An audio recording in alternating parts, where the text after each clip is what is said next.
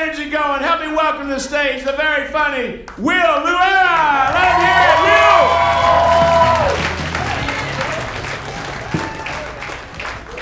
Thank you very much. Thank you. I know what you're all thinking. Is that a life-size Sour Patch Kid up there? Nope. I'm just a 5'2" Mexican that likes to wear bright clothes. Yes. Big reason why I took this class was to be on this stage and be the tallest person in the room. And this is what it looks like.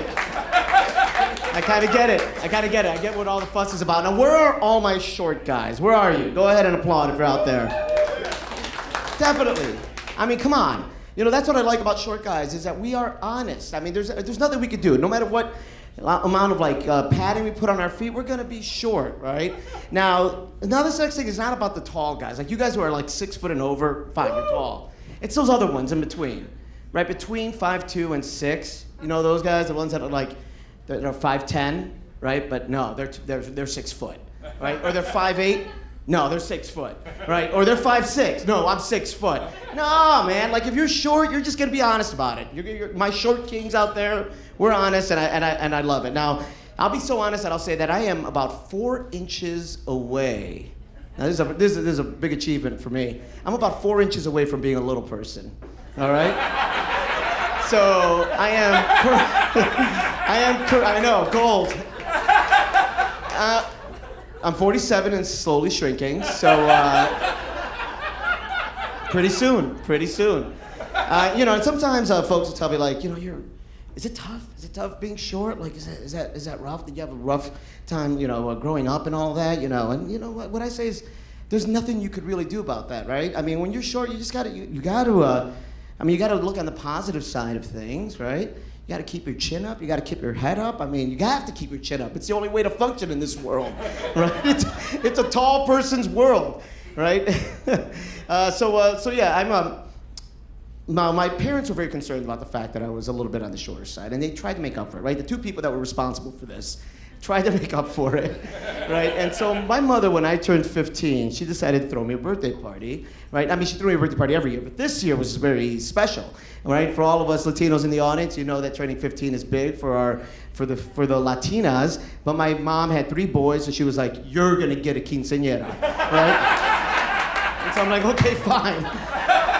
And so I did. It was great. It was a big old party. It was in a restaurant. It was awesome.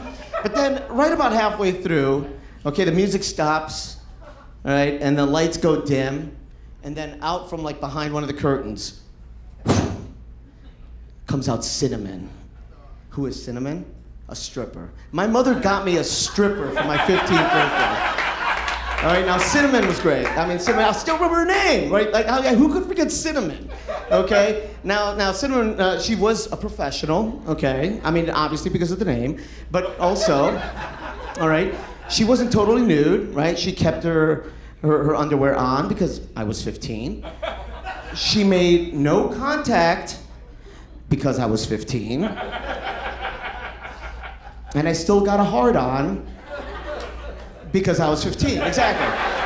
Now, my parents were divorced, so my father heard about this, and my father's like, okay, making mental notes. I got you when you're 16. 16 rolls around. All right, no restaurant this time. This time we're in my father's apartment in Cicero, Illinois. We just show up, and then all my friends are there. We're like, okay, this isn't as cool as last year at the restaurant, but we're all just sort of hanging out. Then in comes Lydia. Right? Now, she's just all business. There's no techno music, there's nothing. There's like, who's the birthday boy? Boom. All right. She strips down to nothing. So she's totally nude, right? Why? Because I'm 16. She does make contact. Why? Because I'm 16. Now, she made so much contact, right, that she did all the tricks, right? She did like the rolling up the dollar bill, right, and put it like in between her butt cheek. She did this one trick I'll never forget. I'm gonna replay it for you for a second, right? This thing where I was asked to lay down on the floor, kind of like this, put the same dollar bill in my mouth, kind of like this, right? And then she would slowly dip, the dollar bill.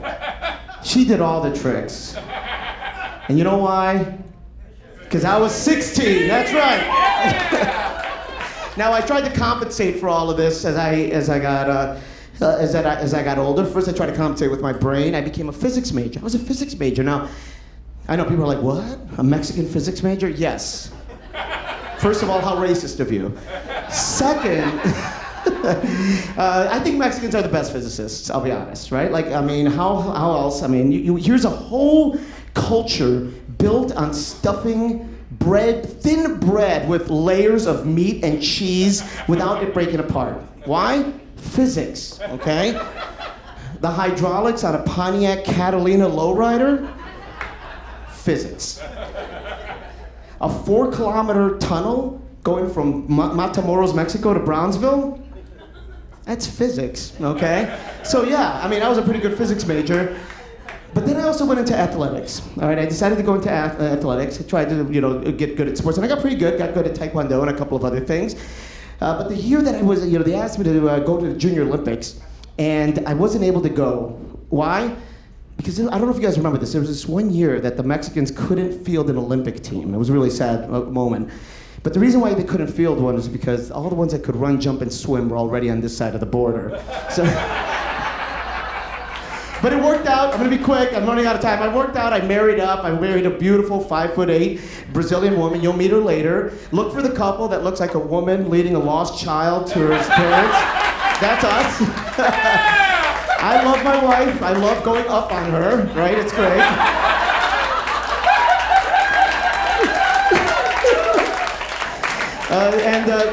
But I will say this. You know what? I am a male feminist. I believe in women's rights. But I'll say this, it's my wife's place is in the kitchen, all right? Or else, how else am I gonna reach the stuff on the top shelf? All right, I'll finish up with this. I love being short. I think short's being great. I think it's a great thing. First of all, lower expectations overall, okay?